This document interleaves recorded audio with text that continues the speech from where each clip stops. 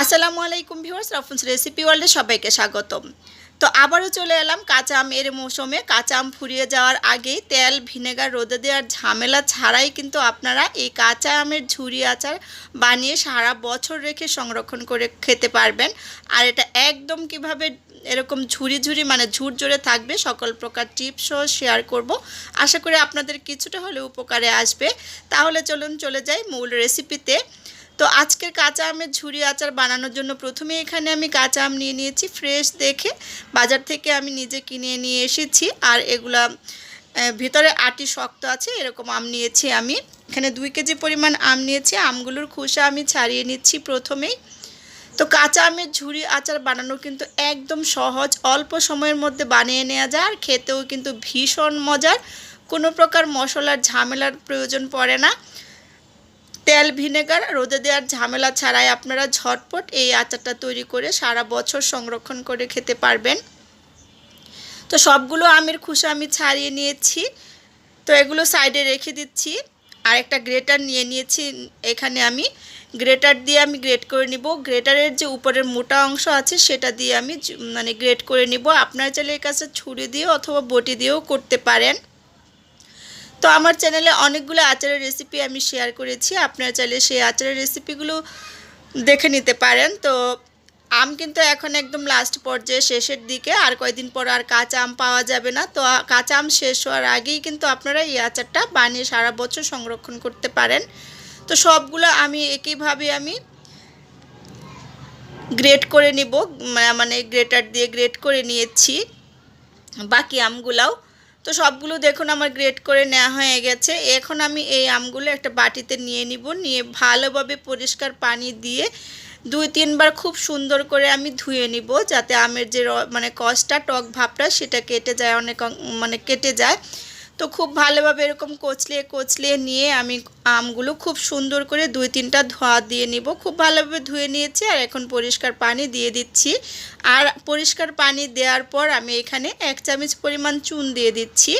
তো চুন দিয়ে আমগুলো আমি 2 ঘন্টা ভিজিয়ে রাখবো। এতে হবে কি, আমের যে কষটা সেটাও কমে যাবে, টক ভাবটাও কমে যাবে, আর আমগুলো একদম শক্ত থাকবে। মানে আমের আচারটা বানানোর পরও আমগুলো একটু গলে যাবে না। তো আমের আচারের ঝুরি আচার আমার চ্যানেলে অলরেডি আরেকটা দেওয়া আছে, সেটা আমি লবণ দিয়ে ভিজিয়ে করেছিলাম। আর আজকেরটা আমি চুন দিয়ে ভিজিয়ে রেখে করব। এটা কিন্তু আরও বেশি ভালো হয়, একদমই ঝরঝরে থাকে, একটা আমের কুচিও কিন্তু গলে যাবে না, আস্তই থাকবে। আর দেখতে যেরকম সুন্দর লাগে এই আচারটা, খেতেও কিন্তু ভীষণ মজার। 2 ঘন্টা ভিজিয়ে রাখবো। 2 ঘন্টা পর আমি ফিরে আসবো। 2 ঘন্টা পর দেখুন আমি আমগুলো খুব ভালোভাবে 5 থেকে 6টা ধোয়া দিয়েছি আমি। আর পরিষ্কার পানি বের হওয়া পর্যন্ত খুব সুন্দর করে ধুয়ে নিয়েছি। বড় একটা বলে নিয়ে তারপর আমি ধুয়ে নিয়েছি। এখন আমগুলো থেকে যতটুকু সম্ভব পরিমাণ খুব ভালোভাবে চিপে চেপে পানি বের করে ফেলে দিতে হবে। আপনি 2 হাত দিয়ে খুব সুন্দর করে এভাবে চেপে চেপে আমের পানি ফেলে দিব। খুব ভালোভাবে অবশ্যই আমের পানিটা ঝরিয়ে নেবেন। তো সবগুলো একইভাবে পানি ঝরিয়ে যে পাত্রে আমি আচারটা তৈরি করব সেই পাত্রে সরাসরি নিয়ে নিয়েছি।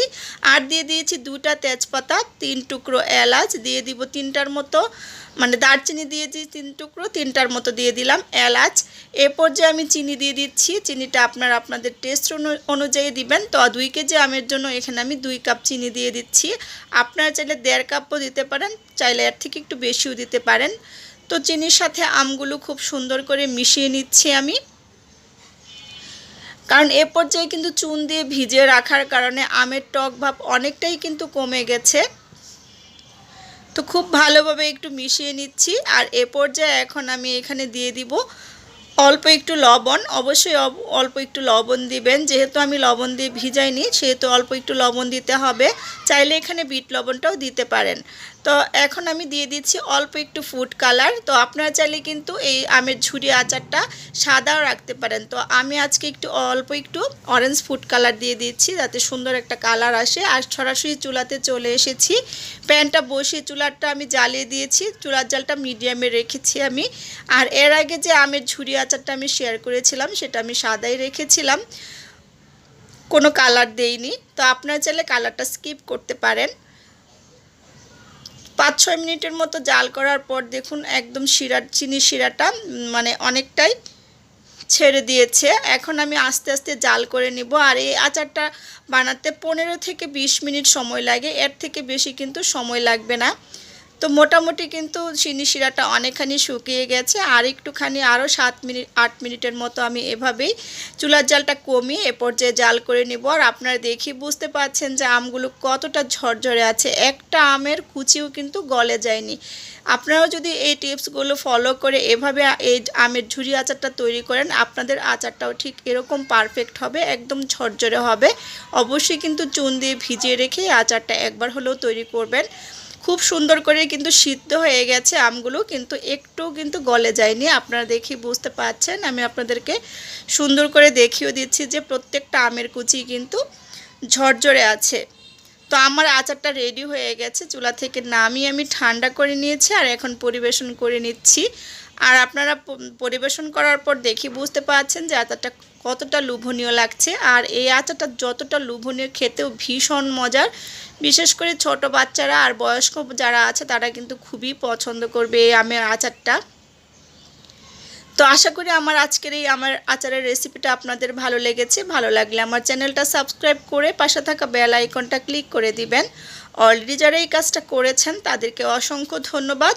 আর যারা ফেসবুক পেজ থেকে আমার ভিডিওটা দেখবেন, প্লিজ বেশি বেশি করে শেয়ার করে দিবেন, একটা লাইক দিয়ে দিবেন আর ফলো দিয়ে রাখবেন। আর আপনাদের মতামত অবশ্যই জানাবেন। তো আজকের মতো বিদায় নিচ্ছি, আবারও দেখা হবে নতুন কোনো রেসিপি নিয়ে। সে পর্যন্ত সবাই ভালো থাকবেন, সুস্থ থাকবেন। আল্লাহ হাফেজ।